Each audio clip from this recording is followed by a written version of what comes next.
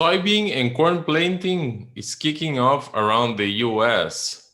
We are having here Andrew Jackson from Kentucky to talk about the weather there where it's kicking off the planting and also about some market issues, including the USDA report. Right here on Connected Farmer, your channel to keep you up to date with the latest trends in agriculture and livestock.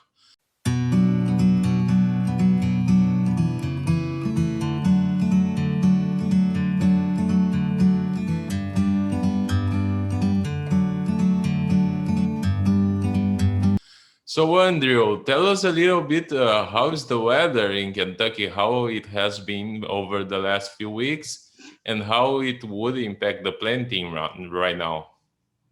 Well, Luis, the old joke in Kentucky is that if you don't like the weather, just wait 5 minutes, it'll change.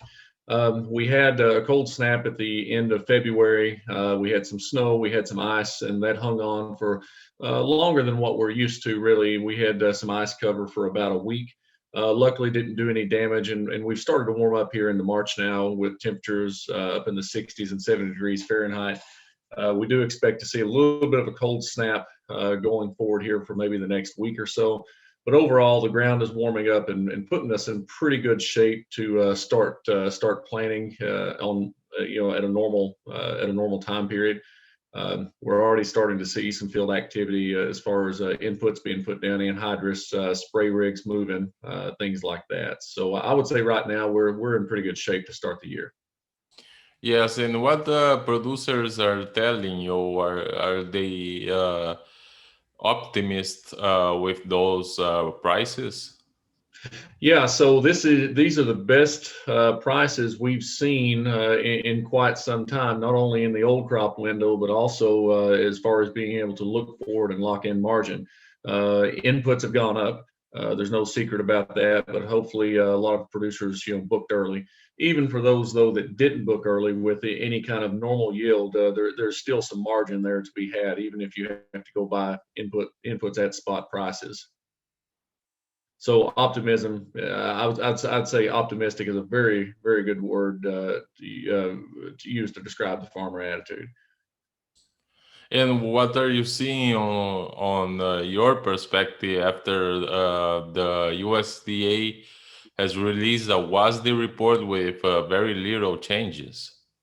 Yeah, so I can't say that that's totally surprising. We've got the big report is at the end of the month. That's the prospective planning. So the February report and the March report, I kind of felt like the USDA kind of just punted and decided to make their big changes, on the 31st. So, that's always an interesting report. It has the potential to be a big market mover, one way or the other.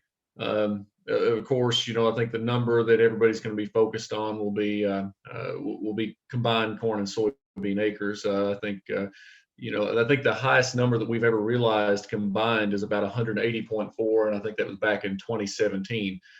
So what's going to be interesting is we're starting to see some calls for 182, 183, 184 combined, and that's I really think that we need that many in order to because I think the balance sheet is fragile on both corn and beans, especially if we have any summer weather issues. So it's just going to be interesting to see if, first of all, what the USDA actually says, and then what we actually realize, because what it comes down to at the end of the day is weather. If weather is good, could we see 183 million combined acres? Yeah, I mean it's possible. I mean it might even be probable at these prices. But if we wind up with a wet spring, a late spring, a cold spring, then 182 might be very ambitious. Yes, for those of you who don't know, Andrew, he is part of Producers Hedge company. The company is based both in Kentucky and Illinois. So, Andrew, what can you tell us of what you are hearing about the weather in Illinois? So far, so good. I mean, in there's actually been some planting already happened in southern Illinois, and Kentucky and Illinois. For those of you that aren't familiar with the U.S. geography, Kentucky and Illinois border, and Illinois is, of course, the bigger producer, and Illinois is to the north. So typically, they warm up a little slower than us. But the southern part of the state has already seen just a little bit of planting activity. But I wouldn't put a lot of stock in that just yet, because I think those are typically small plots, and those are kind of research and publicity type stunts, and just trying experimenting, seeing what happens with when you plant beans, the first week of March.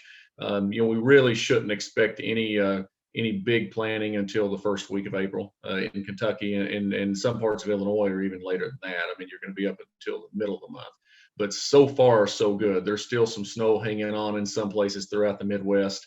But overall, we're starting to warm up, and it's looking like a good spring. And what have you heard about the winter storm affecting the wheat crops? I don't think there's been much of an effect so far in most of the country. The big area of concern, of course, might be Texas. We did have some serious weather in Texas. The problem with wheat, of course, is that a lot of times you don't know what damage has been done until a month or 2 weeks, or I'm sorry, a month or two afterwards, or even come harvest. Even a healthy wheat crop, sometimes it's hard to get a real good estimate on yield until the combines start rolling. All right, Andrew Jackson, is there something else would you like to add? No, I think that pretty much covers it. Thank you, sir.